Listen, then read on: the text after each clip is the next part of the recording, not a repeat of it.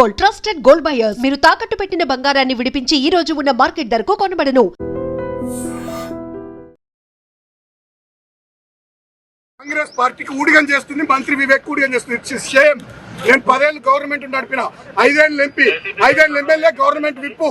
నేను ఇట్లా చేయలేదు, ఇట్లా వాడాలి. మీ పోలీసులను మిస్టర్ రాజ్ కుమార్, వెంకటేశ్వర్ గారు, రాజశేఖర్, నేను అందరినీ చూస్తున్నాను. నేను పోలీసు వాళ్ళను మళ్ళా 2 ఏళ్ళకి గవర్నమెంట్ వస్తుంది, మళ్ళా వస్తుంది గవర్నమెంట్, గుర్తుపెట్టుకోండి. మళ్ళా గవర్నమెంట్ వస్తుంది. వివేక్ అంటే వివేక్ అంటే నేను కూడా పర్సనల్ గా నేను రెస్పెక్ట్ ఇస్తా. మంత్రిగా ఆయన చేస్తున్న రచకం కరెక్ట్ కాదు. చెన్నూరులో 11 వచ్చినాయి కాంగ్రెస్ కు, నేను డిస్టర్బ్ చేస్తున్నాను. 18లో ఇక్కడ 22లో మాకు 14 వచ్చినాయి. Why is disturbing? డెమోక్రసీ ఉన్నట్ట సచ్చినట్ట? మీరు కూడా ఇంతకుముందు మా గవర్నమెంట్ డ్యూటీలు చేసిరుగా పోలీసు వాళ్ళు. ఇంత దుర్మార్గమైన పోలీసు వాళ్ళు మీరు కూడా మరి కాంగ్రెస్ బట్టలు వేసుకున్నారు.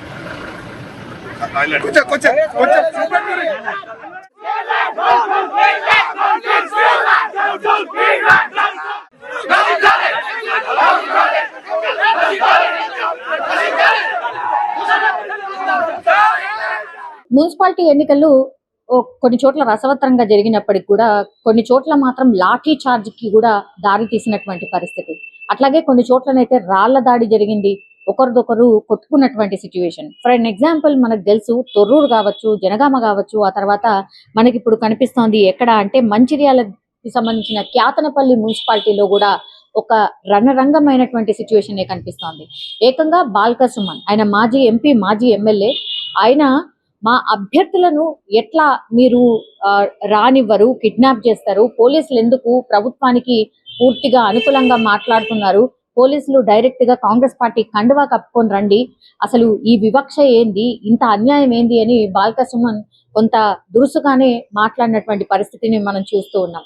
క్యాతనపల్లి మున్సిపాలిటీని ఎట్లాగూ దక్కించుకోవాలి అనే సంకల్పంతో అటు బీఆర్ఎస్ కనిపిస్తోంది, ఇటువైపు ఏమో కాంగ్రెస్ కూడా కనిపిస్తోంది. కాంగ్రెస్ ని లీడ్ చేస్తున్నటువంటి ఎంపీ ఎవరైతే ఉన్నారో వివేక్ వెంకటస్వామి, ఒకనొక స్టేజ్ లో అయితే వివేక్ వెంకటస్వామికి సంబంధించిన వెహికల్ మంత్రి కాన్వాయ్ మీదనే రాళ్ల దాడి, కోడిగుడ్లతోని దాడి చేసినటువంటి సిచ్యువేషన్ ని కూడా చూస్తాం.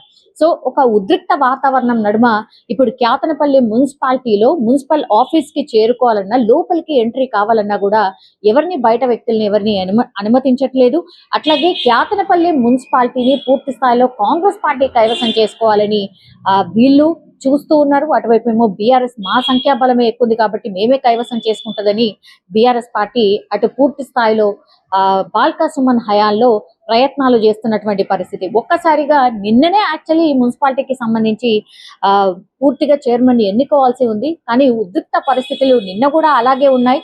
ఆ తర్వాత ఈ రోజు కూడా క్యాతనపల్లి మున్సిపాలిటీ దగ్గర అట్లాంటి పరిస్థితే కనిపిస్తోంది. పూర్తిగా మంత్రి కాన్వాయ్ మీదనే బీఆర్ఎస్ కి సంబంధించిన కార్యకర్తలు దాడి చేయడం, ఆ తర్వాత పోలీసులు పూర్తిగా ఆ మున్సిపల్ కార్యాలయాన్ని తమ ఆధీనంలోకి తీసుకోవడం, ఓన్లీ ఎవరైతే ఎన్నిక కాబడ్డారో వాడికి సంబంధించిన మెంబర్లను మాత్రమే లోపలికి అనుమతించడం, మిగతా ఎవరిని కూడా లోపలికి అనుమతించకపోవడంతో పూర్తిగా ఆ పరిసర ప్రాంతాల్లో 144 సెక్షన్ విధించడమే కాకుండా ఉద్రిక్త వాతావరణం నడుమనే ఈ రోజు నేను చెప్పినటువంటి ఈ మున్సిపల్ ప్లేస్ ఏదైతే ఉందో క్యాతనపల్లి మున్సిపాలిటీని పూర్తిగా కాంగ్రెస్ ఒక వ్యూహం ప్రకారం అయితే దక్కించుకున్నట్టు కనిపిస్తోంది. మంత్రి పొన్నం ప్రభాకర్ కావచ్చు, ఎమ్మెల్యే కవ్వంపల్లి సత్యనారాయణ రంగంలోకి దిగారు, కౌన్సిలర్లకు పూర్తిగా దిశానిర్దేశం చేశారు. దెన్ వివేక్ వెంకటస్వామి, అట్లాగే ఎంపీ గడ్డం వంశీ, 7 కాంగ్రెస్ కౌన్సిలర్లు అండ్ ఒక స్వతంత్ర అభ్యర్థితో కలిసి కౌన్సిల్ హాల్ కి అయితే వెళ్లిపోయినటువంటి పరిస్థితి. ఇంకోవైపు ఏమో అక్కడ బలాబలాలు చూస్తే గనక కాంగ్రెస్ ఏమో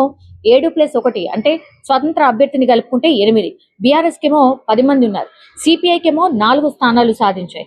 సో దీంతో ఎట్లాగూ కాంగ్రెస్ పార్టీ మున్సిపాలిటీని కైవసం చేసుకునే ప్రయత్నంలో భాగంగా అక్కడ ఏదైనా చేస్తుంది అనేటువంటిది బీఆర్ఎస్ ఆరోపిస్తోంది. ఇంకోవైపు ఏమో కాంగ్రెస్ ఎట్లాగూ క్యాతనపల్లి మున్సిపాలిటీని కైవసం చేసుకోవాలి అన్న ప్రయత్నంలో భాగంగా పూర్తిగా ప్రయత్నాలు అయితే చేస్తున్నటువంటి సిచ్యువేషన్ అయితే అక్కడ చూస్తున్నారు. సో పికెటింగ్ ఏర్పాటు చేశారు, ఎవరు కూడా మున్సిపాలిటీ కార్యాలయం వైపు రావద్దని ఆదేశాలు జారీ చేశారు.